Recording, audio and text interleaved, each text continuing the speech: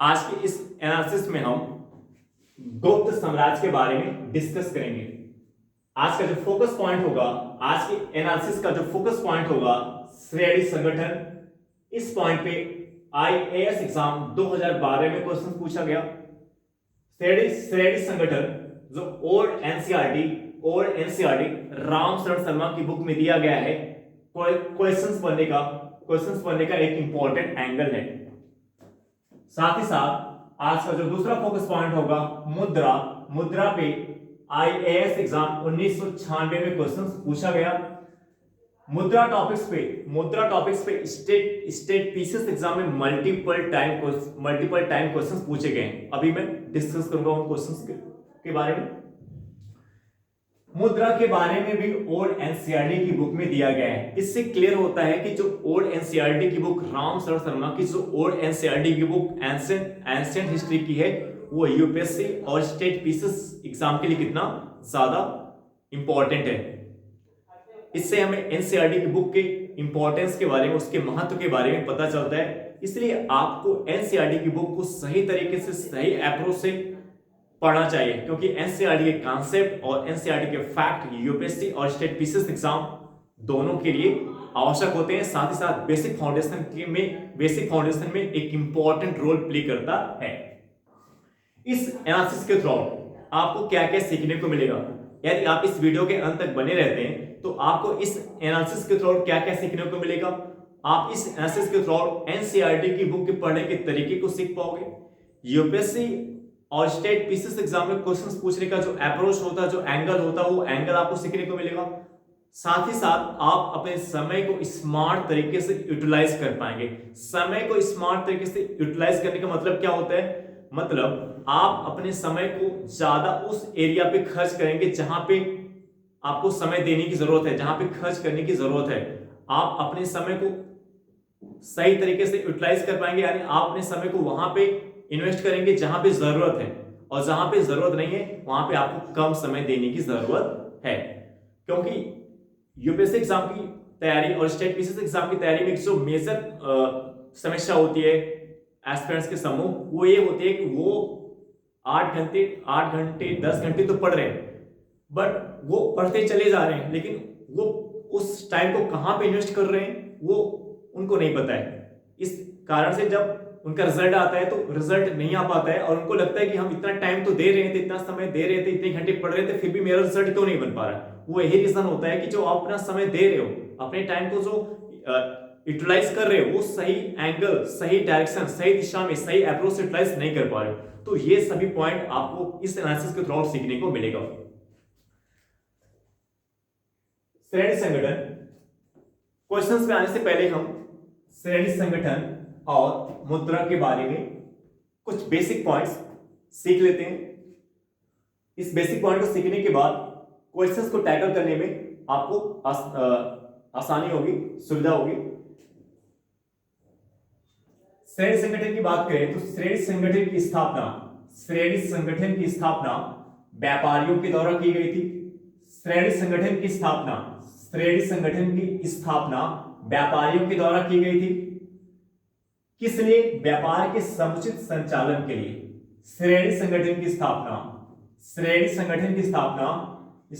व्यापारियों के द्वारा की गई थी। किस लिए की गई थी? व्यापार के समुचित संचालन के लिए। राजा का श्रेणियों के संचालन में कोई हस्तक्षेप नहीं होता था। राजा का श्रेणियों के संचालन में कोई हस्तक्षेप नहीं होता था। प्रत्येक श्रेणी का अपना एक प्रमुख होता था। यानी ये श्रेणी संगठन की स्थापना जो व्यापारियों के द्वारा की गई है, इन्हीं व्यापारियों में से प्रत्येक श्रेणी का अपना एक क्या होता था? प्रमुख होता था। यानी जो श्रेणी का प्रमुख होता था वो इन्हीं व्यापारियों में से किसी व्यापारी को बनाया जाता था। राजा का ये मोस्ट इंपॉर्टेंट पॉइंट है। राजा का श्रेणियों के संचालन में कोई हस्तक्षेप नहीं होता था। श्रेणियां अपने नियम स्वयं बनाती थी। नियम स्वयं बनाती थी। श्रेणियां अपने नियम स्वयं बनाती थी, क्योंकि यहां पे पॉइंट क्लियर कर दिया गया कि राजा का श्रेणियों के संचालन में कोई हस्तक्षेप नहीं होता था। और यहां पे पॉइंट ये भी कहा जा रहा है कि श्रेणियां अपने नियम स्वयं बनाती थी, यानी इसमें राजा का कोई हस्तक्षेप नहीं होता था।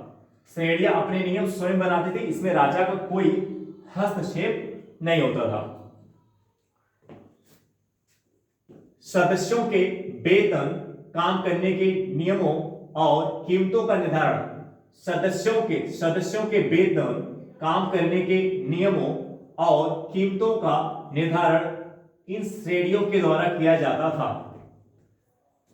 सदस्यों के वेतन, काम करने के नियमों और कीमतों का निर्धारण इन श्रेणियों के द्वारा किया जाता था।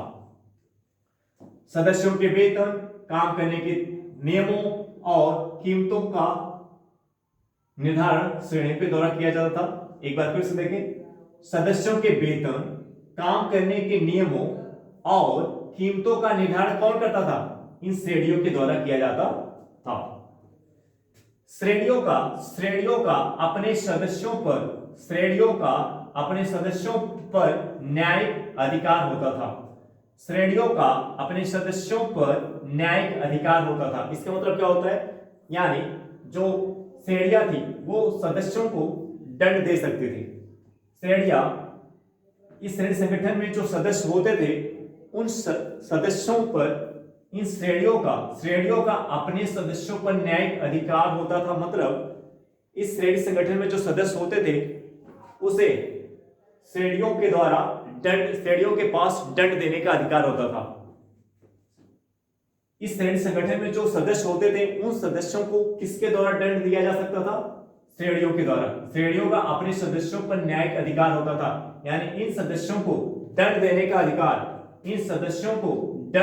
अधिकार किसके पास होता था? श्रेणी संगठन के पास होता था, ना कि राजा के पास।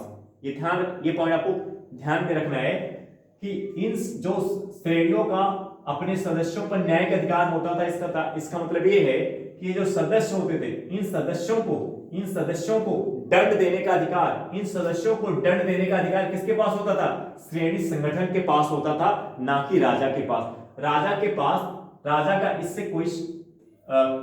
इसमें राजा का कोई हस्तक्षेप नहीं होता था। इस पॉइंट में राजा का कोई हस्तक्षेप नहीं होता था।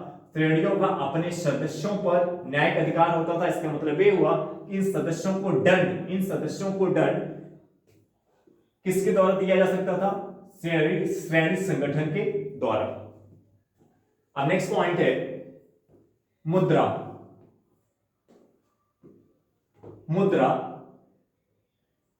तो गुप्त कालीन में स्वर्ण मुद्रा, गुप्त काल में गुप्त साम्राज्य में गुप्त काल में स्वर्ण मुद्रा को दिनार कहा जाता था। गुप्त साम्राज्य में गुप्त काल में स्वर्ण मुद्रा को दिनार कहा जाता था। चांदी के सिक्के रूपक कहलाते थे। गुप्त काल में स्वर्ण मुद्रा को दिनार कहा जाता था और चांदी के सिक्के को रूपक कहा जाता था। और इस चांदी के सिक्के को रूपक कहा जाता था और इसका दूसरा नाम रजत सिक्के, ये चांदी के सिक्कों का नाम है। चांदी के सिक्कों को गुप्त काल में दो नामों से जाना जाता था। चांदी के सिक्के को गुप्त काल में दो नामों से जाना जाता था। उसमें से एक नाम था रूपक और दूसरा नाम था रजत सिक्के। गुप्त काल में चांदी के सिक्के को दो नामों से जाना जाता था, रूपक और रजत सिक्के। इस रजत सिक्के या रूपक को किस गुप्त कालीन शासक के द्वारा जारी किया गया? चंद्रगुप्त द्वितीय के द्वारा जारी किया गया था। चांदी के सिक्के को जिसे रूपक या रजत सिक्के के नाम से जाना जाता था, इसे किस शासक के द्वारा जारी किया गया? चंद्रगुप्त द्वितीय के द्वारा जारी किया गया था। ये इंपॉर्टेंट एंगल से क्वेश्चंस बनेंगे। मुद्रा को गुप्त साम्राज्य यानी गुप्त काल के मुद्रा को सर्वप्रथम किस शासक ने जारी किया? सर्वप्रथम किस शासक ने जारी किया? चंद्रगुप्त फर्स्ट ने, चंद्रगुप्त प्रथम ने सर्वप्रथम मुद्रा को जारी किया था। गुप्त काल में, गुप्त साम्राज्य में सर्वप्रथम मुद्रा को जारी करने वाला शासक कौन है? चंद्रगुप्त फर्स्ट सर्वप्रथम शासक है जिसने गुप्त काल में मुद्रा को जारी किया। इस मुद्रा की प्राप्ति कहां से की गई है? उत्तर प्रदेश, बिहार, बंगाल, मध्य प्रदेश, राजस्थान, उड़ीसा। मुद्रा की प्राप्ति, गुप्तकालीन मुद्रा की प्राप्ति कहां से की गई है? उत्तर प्रदेश, बिहार, बंगाल, मध्य प्रदेश, राजस्थान, उड़ीसा। राजस्थान में भरतपुर कहां पे स्थित है? राजस्थान में भरतपुर के बयाना में सबसे प्रसिद्ध प्राप्ति स्थल है। जो मुद्रा की प्राप्त की गई है, जो सिक्के की प्राप्त की गई है, उन सिक्कों की प्राप्त में राजस्थान का जो भरतपुर है, राजस्थान के भरतपुर के बयाना में सबसे प्रसिद्ध, राजस्थान का भरतपुर का जो बयाना है ये सबसे प्रसिद्ध प्राप्त स्थल है। सिक्कों की प्राप्त में, मुद्रा की प्राप्त में सबसे प्रसिद्ध प्राप्त स्थल कौन है? राजस्थान। मुद्रा की प्राप्ति में सबसे प्रसिद्ध प्राप्त स्थल कौन है? कहां पे? राजस्थान में। राजस्थान के कहां पे? राजस्थान के भरतपुर के बयाना में। राजस्थान के भरतपुर के बयाना में सबसे प्रसिद्ध प्राप्त स्थल है। ठीक है, तो अगर आपसे क्वेश्चन पूछा जाता है कि किस राज्य में गुप्त काल के मुद्रा का सबसे प्रसिद्ध प्राप्त स्थल है, तो क्या है? राजस्थान के भरतपुर के बयाना में। अब हम क्वेश्चंस को डिस्कस करते हैं। आईएएस एग्जाम 2012 में जो क्वेश्चन पूछा गया श्रेणी संगठन पर, वो क्वेश्चंस है प्राचीन भारत में। आप क्वेश्चंस को ध्यान से सुनिएगा। प्राचीन भारत में देश की अर्थव्यवस्था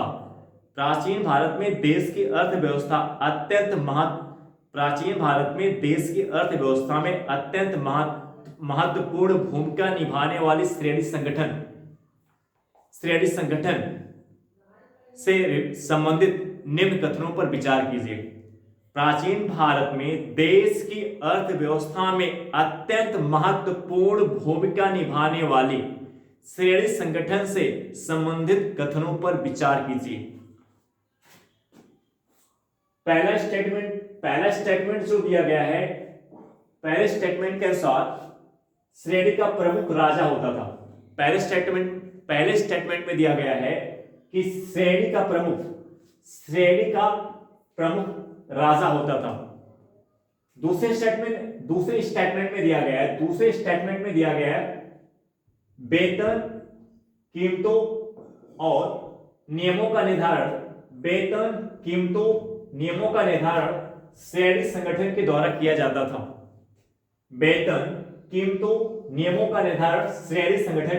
जाता था। तीसरा स्टेटमेंट दिया है श्रेणी का अपने सदस्यों पर न्यायिक अधिकार होता था। श्रेणी का अपने सदस्यों पर न्यायिक अधिकार होता था। अब आंसर में देखें, 1 and 2 correct, only third correct, 2 and third correct, 1, 2 and third correct. अब हम इस श्रेणी संगठन को देखें तो अब हम चेक करेंगे फर्स्ट स्टेटमेंट सही है कि गलत है। प्रथम कथन में कहा गया है कि श्रेणी का प्रमुख राजा होता था। यह स्टेटमेंट गलत है। यह स्टेटमेंट क्या है? गलत है, क्योंकि अभी आपको बताया गया राजा का श्रेणियों के संचालन में कोई हस्तक्षेप नहीं होता था। राजा का श्रेणियों के संचालन में कोई हस्तक्षेप नहीं होता था। प्रत्येक श्रेणी का अपना एक प्रमुख होता था। वो प्रमुख इन्हीं व्यापारियों में से किसी एक व्यक्ति को बनाया जाता था। जो श्रेणी का प्रमुख होता था, जो श्रेणी का प्रमुख होता था, वो इन व्यापारियों में से किसी एक व्यक्ति को बनाया जाता था। यानी ये स्टेटमेंट क्या होगा? गलत, क्योंकि यहाँ पे कह रहा है कि श्रेणी का प्रमुख कौन है? राजा। क्योंकि श्रेणी का प्रमुख राजा नहीं होता था, श्रेणी का प्रमुख इन व्यापारियों में से किसी एक व्यक्ति को बनाया जाता था। अब देखिए, अगर आपने को पता है कि पहला स्टेटमेंट गलत है, तो अब ये आंसर आपसे एलिमिनेट हो जाएगा। आप क्वेश्चंस को कैसे स्मार्ट अप्रोच से, एंगल से सॉल्व करते हो, ये एंगल भी आपको सीखने को मिलेगा। देखिए, आपको फर्स्ट स्टेटमेंट अगर आपको पता है तो पहला स्टेटमेंट गलत है, यानी ये आंसर गया और ये आंसर गया, दो आंसर क्या हो गए? एलिमिनेट हो गए। अब हमारे पास बी बच रहा है और सी बच रहा है। आपको चेक करना है इसमें से कौन सा सही है। तो अभी अगर आपको पता है कि सदस्यों के वेतन, कीमतों और नियमों का निर्धारण कौन करता था? श्रेणी संगठन करता था। दूसरा स्टेटमेंट था कि सदस्यों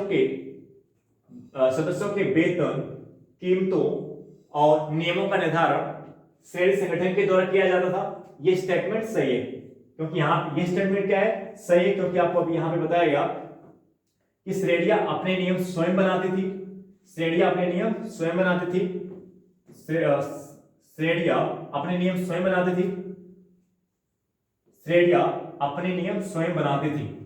वेतन, एक पॉइंट से वेतन को लेकर के जो था यहाँ पे, सदस्यों के वेतन, काम करने के नियमों और कीमतों का निर्धारण श्रेणियों के द्वारा किया जाता था।